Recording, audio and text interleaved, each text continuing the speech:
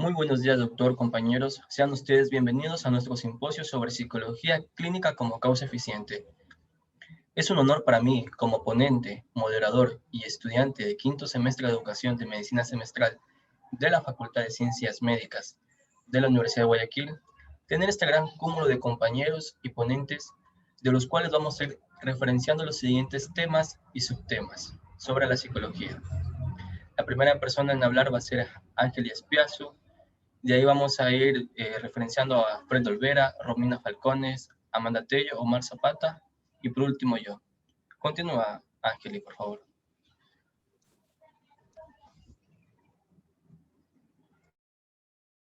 La siguiente diapositiva, por favor. Bueno, tenemos que, para entender la psicología como una causa eficiente, primero debemos saber qué es la psicología clínica y cuáles son sus objetivos. Para saber, la psicología clínica es una disciplina científica y profesional, la cual se va a definir como una rama de la psicología que se va a encargar de realizar la evaluación, la explicación, el diagnóstico, el tratamiento y sobre todo enfocarnos en lo que es la prevención de trastornos mentales y de la promoción del bienestar psicológico. La siguiente, por favor.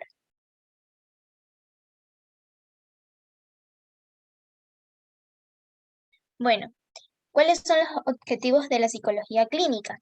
Los objetivos de la psicología clínica van a ser comprender, tratar y prevenir los problemas y trastornos psicológicos por medio de una evaluación, un diagnóstico, una intervención y una investigación.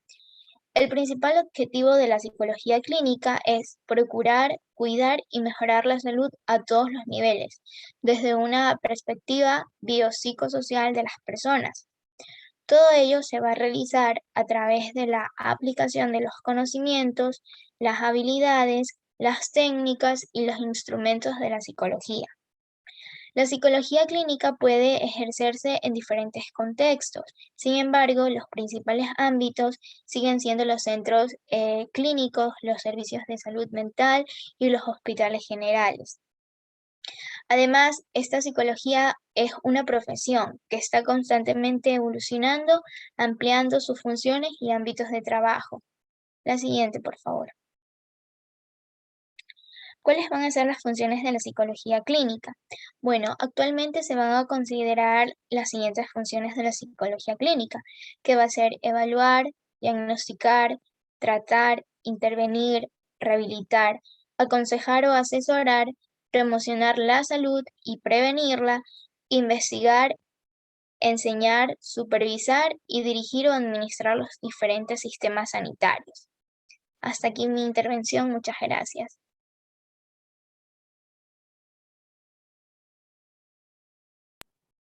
Buenas tardes, doctor. Buenas tardes, compañeros. Mi nombre es Romina Falcones y yo voy a continuar con lo que son las herramientas de la psicología clínica. Bueno, dichas funciones se llevan a cabo por psicólogos clínicos y de la salud mediante técnicas y procedimientos como son las entrevistas, donde el profesional pregunta con el objetivo de recabar la información necesaria para la evaluación. Estas entrevistas pueden ser más o menos guiadas. También se recoge información mediante la observación directa del profesional. Otra herramienta son los test en general, instrumentos psicosométricos consistentes y validados, para medir lo que son los síntomas hasta capacidades en un paciente.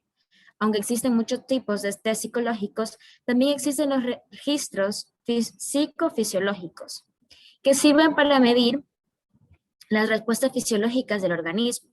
Se utilizan también los autoinformes, las encuestas y ejercicios en los que el propio paciente observa y registra sus pensamientos o conductas.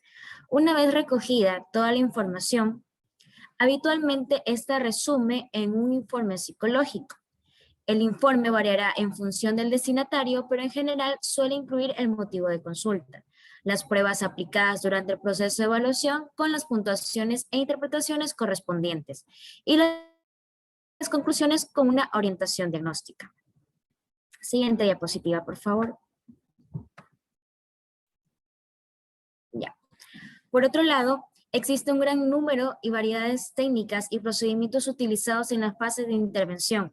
Algunas de las más comunes son Las técnicas de modificación de conducta, que incluyen técnicas de exposición basadas en el condicionamiento operante, el condicionamiento encubierto de autocontrol, aprendizaje de habilidades y relajación. También tenemos la terapia cognitiva conductual, que comprende diferentes técnicas cognitivas como son la terapia cognitiva de Beck y técnicas de enfrentamiento. Las técnicas de psicoanálisis, que incluyen la interpretación, la aclaración, la confrontación, la alianza, la transferencia y la cotransferencia, que se aplican diferentes variantes de la terapia psicoanalítica. También tenemos las técnicas de la psicoterapia centrada en la persona, las técnicas de la psicoterapia fenomenológica y existencia, como por ejemplo la psicoterapia de Gestalt, y las técnicas de terapia sistémica basada en las relaciones desde una visión holística e integradora. Siguiente diapositiva, por favor. También tenemos las diferencias entre psicología y psicología clínica. La psicología clínica tiene como particularidad la rigurosidad de sus acciones.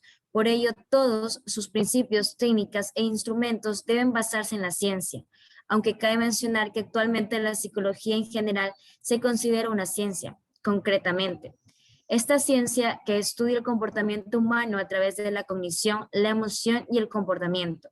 La diferencia es que la psicología clínica se aplica principalmente en los trastornos mentales o del comportamiento. La psicología es una disciplina mucho más amplia que la psicología clínica y esta última que hablamos consiste en una especialización dentro de la primera. Dicha especialización es considerada la más relevante, pues el volumen de profesionales de esta rama es mucho mayor que cualquier de otra especialización de las que existen en la actualidad.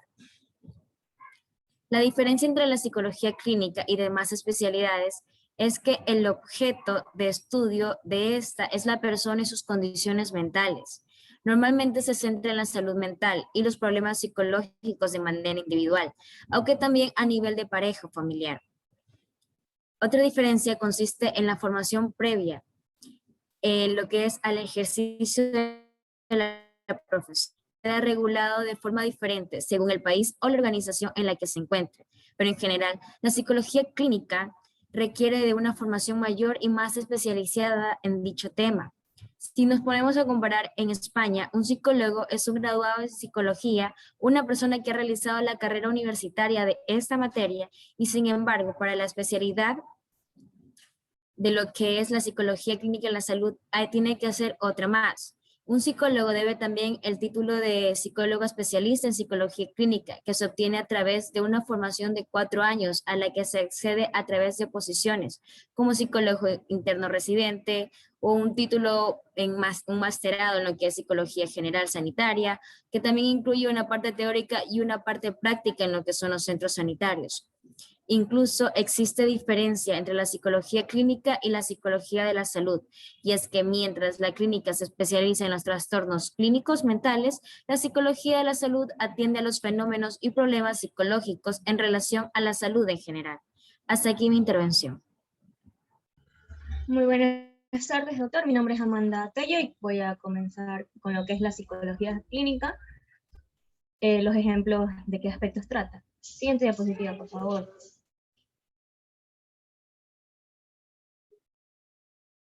Ok, vamos a tener a continuación una lista de algunos ejemplos de los problemas que trata lo que es la psicología clínica.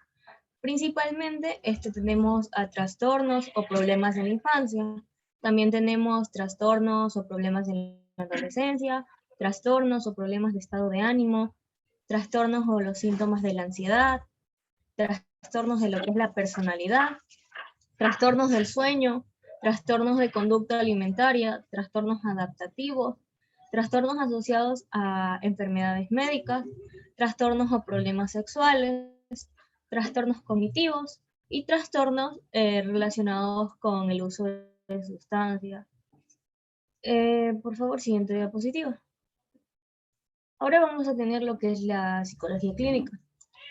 La psicología clínica como causa eficiente en su hábito mira la dimensión sensible del ser humano concreta en una disposición del apetito sensitivo, que es completado como parte en cuanto al movimiento voluntario a tal disposición perfectiva llamado lo que es la salud psíquica, y su indisposición en la enfermedad psíquica. Siguiente diapositiva.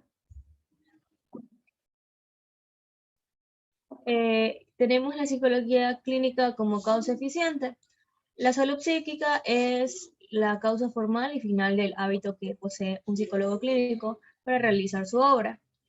La sensibilidad es capaz de participar de la razón como una causa material de su hábito, porque es en ella en la que se debe trabajar. Y el psicólogo clínico colabora en la producción de la salud y esto es motivo para asimilar lo que es su labor como una causa eficiente. Tenemos pues que ninguna generación se produce a no ser que exista un agente que produzca el cambio. Los tres principios de la naturaleza, siguiente por favor. Ya. Los tres principios de la naturaleza son la materia, la forma y la privación. Más estos no son suficientes para la generación, porque lo que es en potencia no puede reducirse al acto, del modo como el cobre, que es estatua en potencia, no se hace estatua si carece de la gente que saque la forma de la estatua de la potencia del acto. Y me refiero a la forma de lo engendrado, que hemos dicho que era el término de la generación, pues la forma no es otra cosa sino el ser en acto. El trabajo de la gente está en el hacerse, mientras la cosa se hace, conviene, por consiguiente, que hay algún principio, además de la materia y de la forma del principio que obra, al que la llamaremos eficiente o impulsor, o también conocido como agente o principio del movimiento. Muchas gracias.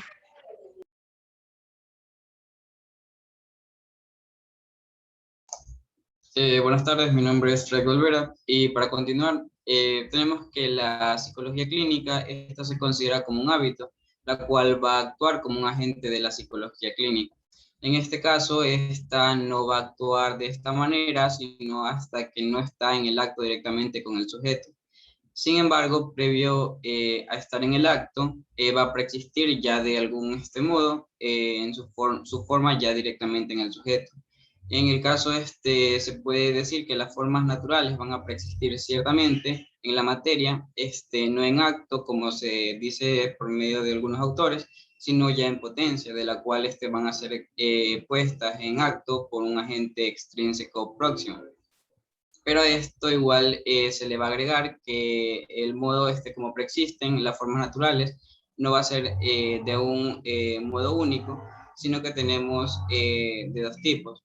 Hay que saber que en las cosas naturales algo puede preexistir ya en potencia de doble modo, como se lo acaba de mencionar. Primero tenemos una potencia activa completa. En este caso hay que saber que cuando el principio intrínseco va a ser capaz de llegar a conducir hasta el acto perfecto, puede ocurrir en este caso lo que es la potencia activa completa, como por ejemplo tenemos cuando se manifiesta en el caso de la curación, donde el enfermo se llega a sanar gracias al poder que tiene en su propio cuerpo. Siguiente diapositiva, por favor. Ya en el caso ahora de la potencia pasiva, en este caso es la otra forma en cómo podemos encontrarla. En este caso va a ser cuando el principio intrínseco no va a ser suficiente para conducir hasta el acto. Por ejemplo, cuando se menciona en el texto, cuando el aire se convierte en fuego, ya que no hay un principio extrínseco anterior a que de manera natural le permita ya poder convertirse en esto. También podemos poner otro ejemplo, como en el caso de la lana, que actuaría en este caso como una potencia pasiva, que mientras no tenga un agente o una potencia extrínseca, como en el caso de la persona que la puede convertir en una prenda, no va a dar lugar a esto. Por tanto, podemos decir que cuando preexiste algo en una potencia activa completa, entonces el agente extrínseco no va a obrar, sino está ayudando al agente intrínseco y también ofreciéndole aquello, lo cual le hace posible llegar hasta el acto. También tenemos en el caso de cuando el médico, cuando cura, se lo considera como ayudante de la naturaleza, que es la que obra principalmente confortando y aplicando en el caso de los remedios, la cual el médico va a estar utilizando como instrumentos durante la curación. Cuando preexiste solamente la potencia pasiva, entonces va a ser principalmente el agente extrínseco, el cual va a conducir o va a deducir a lo que es el acto. Siguiente diapositiva, por favor. Ya, en el caso del psicólogo clínico y las potencias, podemos decir que el psicólogo clínico a él le va a competir obrar o trabajar ofreciendo aquello lo cual le hace imposible al hombre alcanzar su salud psíquica, porque igual se considera, como se lo mencionó, que ya existe o preexiste una potencia activa completa. Muchos de ellos los consideran a la terapia como una instancia o un proceso facilitador de la salud psíquica. Y esto es porque su función propia consiste en ayudar a la naturaleza, la cual llega a ser el agente principal. Tenemos que saber que cuando se llega a situar lo que es el problema psicológico, hay que tener lugar tanto los parámetros de la naturaleza, invitando a considerar la naturaleza humana, tanto esta como el modo como está constituida, y a su vez su dinámica propia. Esa es mi intervención. Gracias.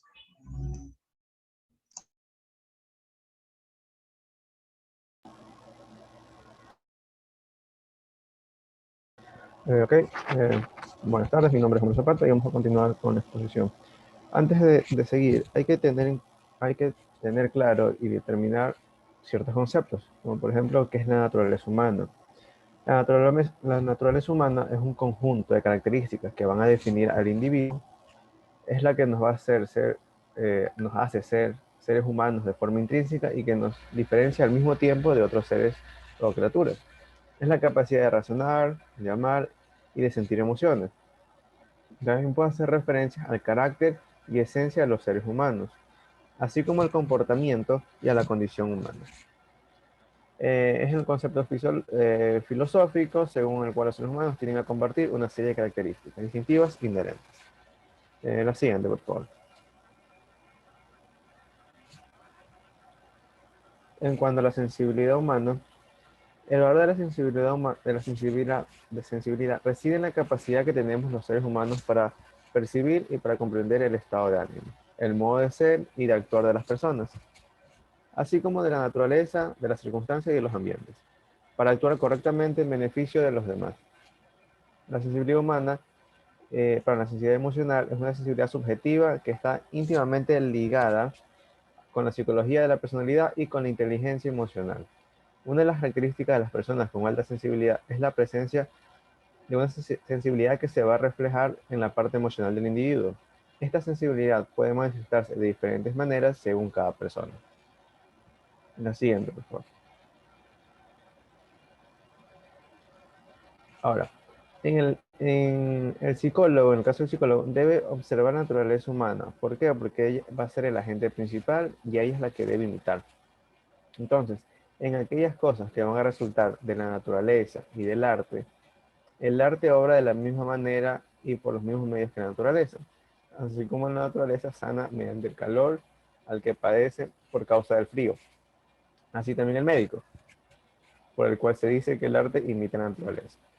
De manera semejante sucede asimismo en la adquisición de la ciencia, donde el que enseña lleva al otro el conocimiento de lo ignorado, siguiendo un procedimiento similar al que uno emplea para descubrir por sí mismo lo que ignora. La siguiente.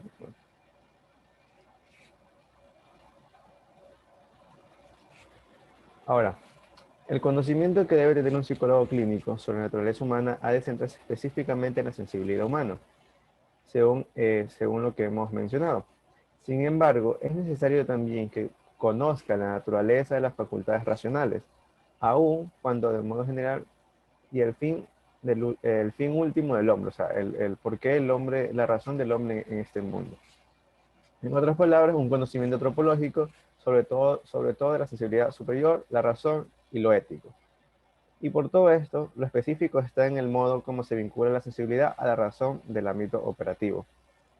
Ahora, para mencionar, en cuanto a las facultades racionales del ser humano a que nos referimos, se establecen que son 4. La primera va a ser la inteligencia, que va a ser la capacidad de comprensión del entorno para ser capaz de capturar el significado de las cosas y darle un sentido, o asignarles a la hora de saber qué hacer. Esto que nos lleva, nos ha permitido a forjar herramientas para comprender lo pequeño y lo infinitivamente grande. También nos ha permitido la capacidad mental muy general que implica la habilidad para razonar, planificar y resolver problemas, pensar de forma abstracta, comprender ideas complejas, aprender con rapidez y aprender con la experiencia. La otra facultad que se estudia es la voluntad. La voluntad no es nada más que una característica de la especie humana que lo capacita para tomar decisiones libremente. Esta puede decirse entonces que la voluntad es la otra forma de referir a la intención. Está estrechamente ligada al conocimiento y solo puede elegirse lo que se conoce, solo en el saber se pueden tomar decisiones libres. En el caso que el conocimiento falte, es difícil de hacer referencia a un acto voluntario. La otra facultad va a ser la libertad. Esta es la facultad o la capacidad del ser humano de actuar según sus valores, sus criterios, su razón y su voluntad. Con esto, el estado o la condición en que se encuentra un individuo que no está en condición de prisionero, coacciona o es sometido a lo que ordene otra persona. La libertad también va a ser un valor amplio que se encuentra entre los valores sociales, humanos, religiosos y democráticos. Y por último tenemos la responsabilidad. La responsabilidad va a ser o es el cumplimiento de las obligaciones o el cuidado al hacer o decidir algo. Esto va a implicar el claro conocimiento de los resultados de cumplir o no las obligaciones van a recaer sobre uno mismo. Esto que nos lleva a que es un aprendizaje que puede adquirir a un individuo a un nivel de su inteligencia emocional a lo largo de los años y también la habilidad de los seres humanos para reconocer y medir las consecuencias de un incidente que realizó en plena conciencia y libertad. También es considerado un valor y una cualidad del ser humano. Y por último, se va a referir a una característica positiva de las personas a través de la cual son capaces de comprometerse y actuar de manera correcta. Muchas gracias.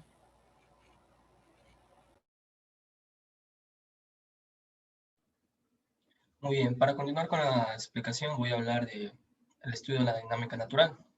Pues bien, estudiando lo que es la dinámica natural, de modo como la razón que gobierna los apetitos, nos encontramos, como hemos tenido ocasión de revisar, que lo hace de una manera más política. Por tanto, será este el modo a respetar e imitar por la psicología clínica. Ella, mediante lo que son técnicas diversas, debe ser capaz de adentrarse en la sensibilidad para persuadir los apetitos conforme a lo que va a mandar la razón. Para eso el psicólogo clínico debe conocer los apetitos, el orden y cómo suceden las pasiones, cuál es el objetivo de cada pasión, sus especies, el agente por el cual obran, etc. Y hablando de manera similar, el gobernante que quiere regir al hombre libre debe conocer su modo de pensar, sus costumbres, sus valores y todo lo que ellos completa, porque no rige a tablas rasas, sino a seres que tienen sus propios movimientos y a quienes debe subordinar suave y progresivamente. Muy bien, por lo tanto, los agentes que causan la salud psíquica son principalmente la naturaleza y secundariamente otros individuos como el mismo sujeto, los padres y, de ser necesario, el psicólogo clínico. Además, como la naturaleza es creada por Dios, es Dios el agente último y causa primera de la salud psíquica.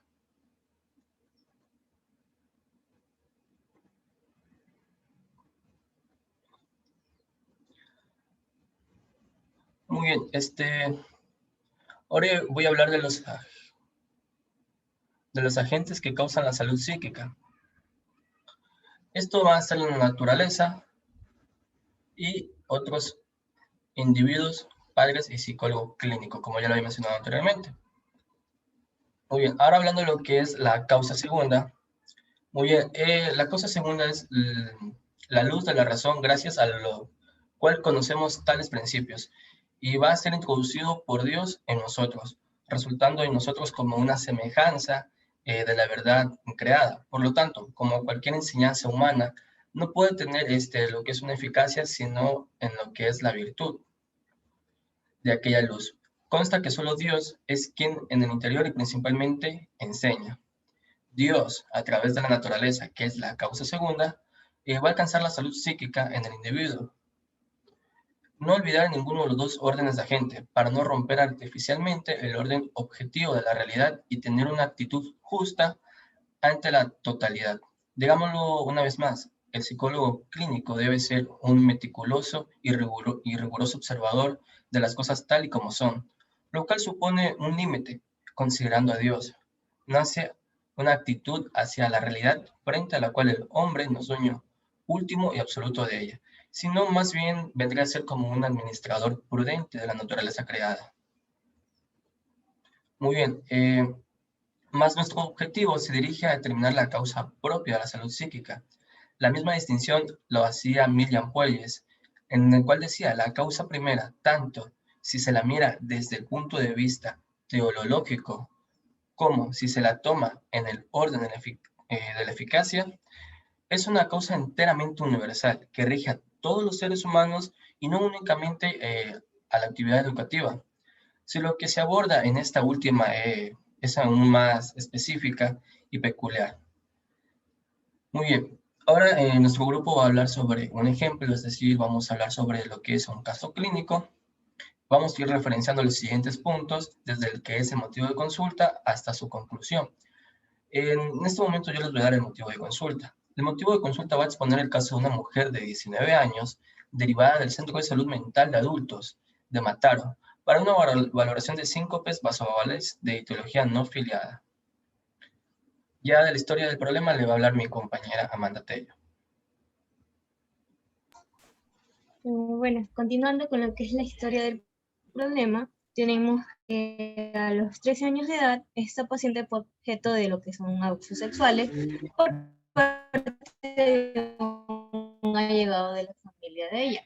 Ocultando lo sucedido por sentirse estigmatizada, a raíz de ello, inició una clínica compatible con lo que es un trastorno por estrés postraumático, también conocido como TEPT. Ya, por ejemplo, tenía lo que eran pesadillas, imágenes intrusivas, ansiedad de separación, y también desarrolló lo que era el TOC. Un ejemplo de ello fue el lavado de manos compulsivo. A partir de los 19 años, presentó varios síncopes vasovagales en contexto de estresores menores. Un ejemplo fue conflictos interpersonales. Siendo remitida al servicio de neurología del hospital del área del hospital, se descartó la etiología somática tras efectuarse una analítica general, un electroencefalograma, un electrocardiograma y una resonancia magnética y una tomografía axial computarizada. Muchas gracias.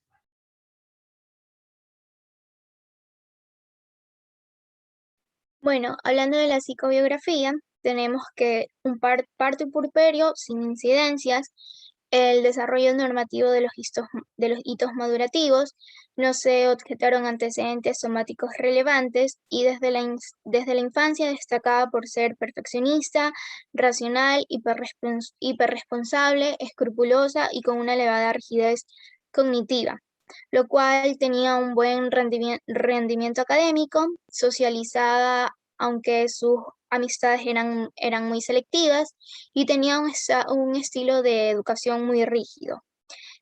No presenta síntomas patogómicos del espectro autista y los antecedentes psiquiátricos en un familiar de segundo grado que tiene un trastorno de personalidad no especificado. Gracias.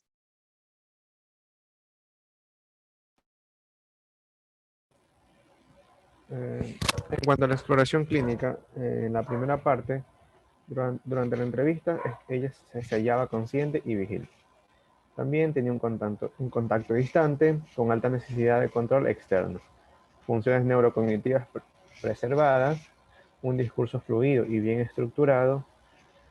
A nivel afectivo, destaca alexitimia y restricción emocional. También tiene pensamientos intrusivos de contaminación experimentados en el yo subjetivo, con compulsiones de lavado, de 1 a 3 horas por día, ante el contacto físico con hombres. También tiene recuerdos y pesadillas recurrentes sobre el abuso sexual. Continuando con la exploración clínica, en este caso también tenemos que la paciente presentaba una cierta evitación de los lugares relacionados con el trauma, por ejemplo, la localidad o el lugar donde residían en aquella época. También síncopes psicógenos, también una cierta aversión al sexo, también negaba síntomas psicóticos, tampoco se identificaban psicopatologías de la esfera alimentaria. También en el caso del plano caracterial se aprecia una cierta racionalización y una represión emocional como principales mecanismos de la defensa, conllevado ello una escasa conciencia de los estados emocionales internos. A esto se le denomina alexitimia. En cuanto al diagnóstico dado por el profesional, se le diagnosticó un trastorno por estrés postraumático, también trastorno disociativo no especificado, y también rasgos obsesivo-compulsivos de la personalidad. En cuanto al tratamiento y la evolución, tenemos que durante el primer año de tratamiento ambulatorio se observó una evolución fluctuante en relación a la psicopatología referida. A nivel psicofarmacológico, se administró cloprimina de 25 miligramos y lorazepam de 2 miligramos y amazepam de 5 miligramos, disminuyendo los recuerdos y pesadillas del trauma. En cuanto a las intervenciones psicológicas, se implementó terapia constructivista, reconstruyéndose su narrativa vital a través de la exploración e integración parcial. Respecto a las técnicas cognitivo-conductuales, se incorporó un módulo de mentalización, ya sea enfocada en la tristeza o la rabia. Por otro lado, se le instruyó en un programa de inoculación al estrés, evidenciándose resultados exiguos en relación a los síncopes psicógenos, motivo por el que todavía persisten ante algunos conflictos interpersonales. En lo referente al trastorno obsesivo-compulsivo, aceptó iniciar exposición con prevención de respuesta en formato de terapia en pareja, empleándose como estímulos ansiógenos las terapias provenientes de su compañero sentimental. En dicho momento del proceso terapéutico, la paciente fue objeto de otra agresión sexual por parte de un conocido, manifestando exacerbación de su clínica basal, en lo que son mayores compulsiones de lavado, ansiedad de separación, crisis de agitación psicomotriz y amnesia disociativa. Actualmente se mantiene un seguimiento ambulatorio semanal, llevándose a cabo una labor de contención emocional, psicoeducación familiar y exposición progresiva a los estímulos traumáticos. A nivel psicotrópico, se ha incorporado olanzapina de 10 miligramos para controlar las alteraciones de conducta asociadas a los flashbacks.